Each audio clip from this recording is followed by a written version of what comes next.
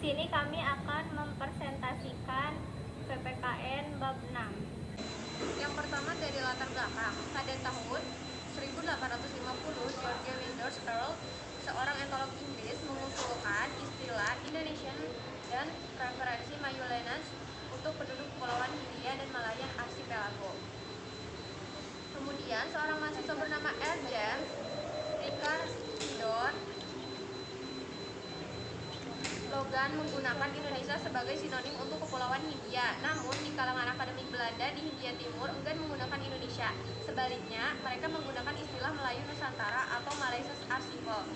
Sejak tahun 1900, nama Indonesia menjadi lebih umum di kalangan akademik di luar Belanda. Golongan nasionalis Indonesia menggunakan nama Indonesia untuk ekspresi politiknya. Adolf Bastian dari Universitas Berlin mempopulerkan nama Indonesia melalui bukunya, yaitu Indonesian Other Dies Insulted Malaysian Archipels. Sejak tahun 1884 sampai tahun 1894. Kemudian sarjana bahasa Indonesia pertama yang menggunakan nama Indonesia adalah Suwardi Suryaningrat atau Ki Hajar Dewantara ketika ia mendirikan kantor berita di Belanda dengan nama Indonesian First Bureau di tahun 1913.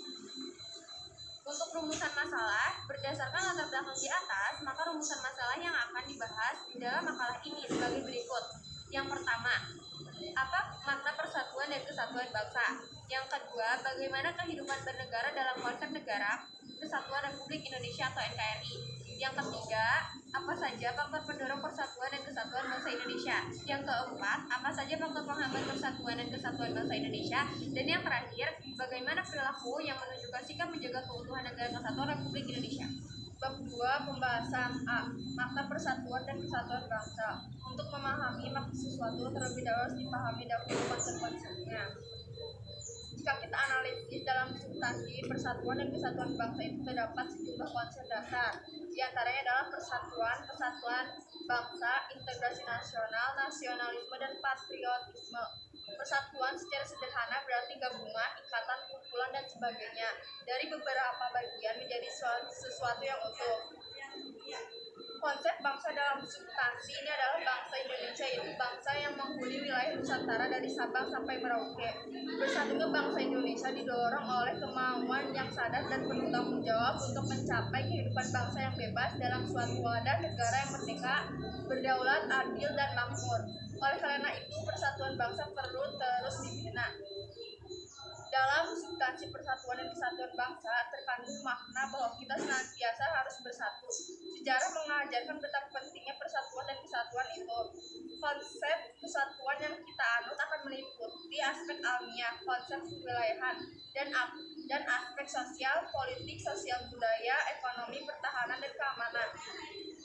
Berdasarkan konsep wawasan Nusantara, negara kita memiliki karakteristik sebagai berikut.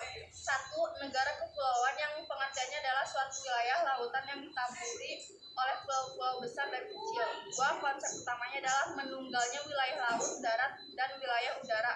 3. Laut atau perairan merupakan wilayah pokok, bukan merupakan pelengkap. 4. Laut merupakan bagian yang tidak terpisahkan dari daratan, bukan pemisah antara daratan atau pulau yang satu dengan yang lainnya. B. Kehidupan bernegara dalam konsep Negara Kesatuan Republik Indonesia (NKRI). 1.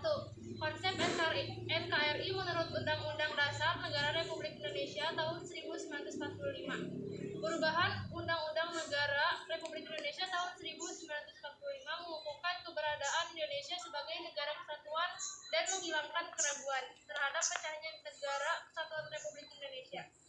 Pasal-pasal dalam Undang-Undang Dasar Negara Republik Indonesia pada tahun 1945 telah memperkukuh prinsip NKRI dan tidak sedikit pun mengubah NKRI menjadi negara federal.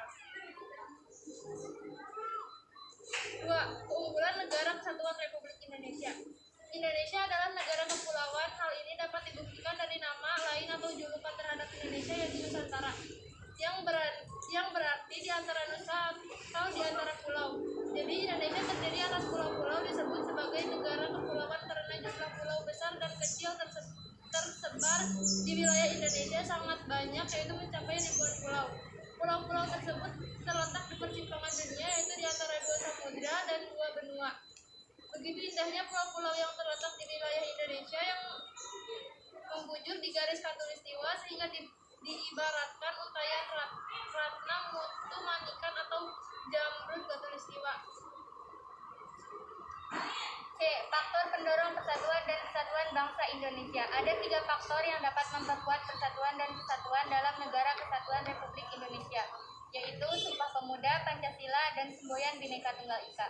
Ketiga faktor tersebut dapat mempersatukan perbedaan dan keanekaragaman yang telah mewarnai kehidupan bangsa Indonesia. Perbedaan suku bangsa, agama, bahasa, dan sebagainya dapat dipersatukan dengan menjalankan nilai-nilai yang terdapat dalam ketiga faktor tersebut, sehingga pada akhirnya nilai-nilai tersebut akan memperkuat persatuan dan kesatuan negara kesatuan Republik Indonesia.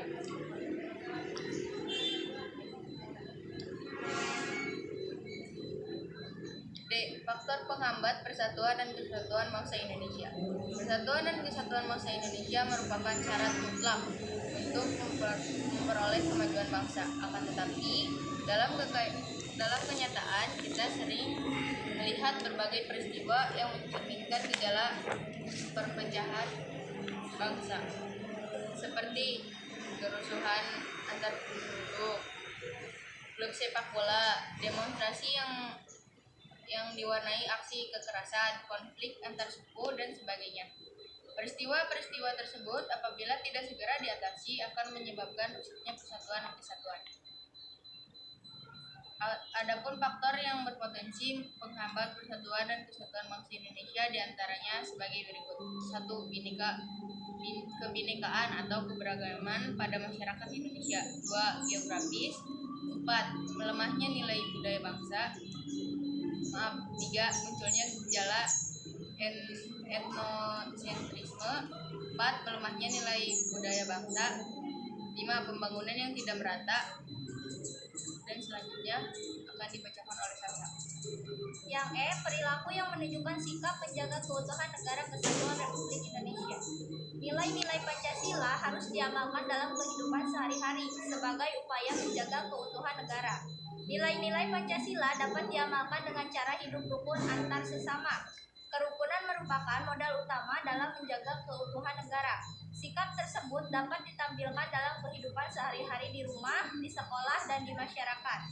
Yang pertama, ketika berada di rumah, kita dapat menampilkan sikap rukun melalui perilaku saling menghargai dan menyayangi dengan anggota keluarga yang lain. Tidak memaksakan kehendak kepada anggota keluarga yang lain, menghargai perbedaan pendapat, menjaga nama baik keluarga ketika bergaul dengan orang lain, dan sebagainya. Yang kedua, dalam kehidupan di sekolah, senantiasa menampilkan sikap dan perilaku saling menolong dan saling berbagi dengan teman, menghargai dan menghormati pendapat teman, tidak membeda-bedakan teman dalam bergaul, menghormati guru, dan sebagainya.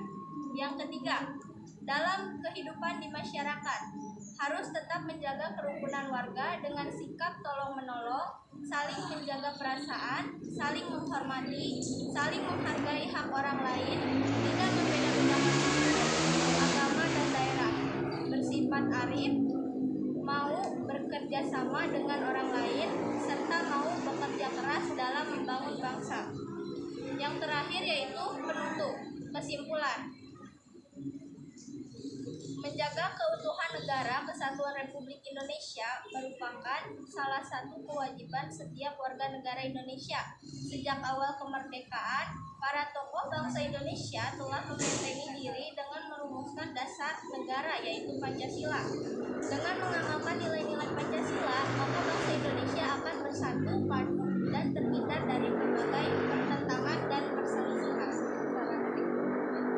Saran: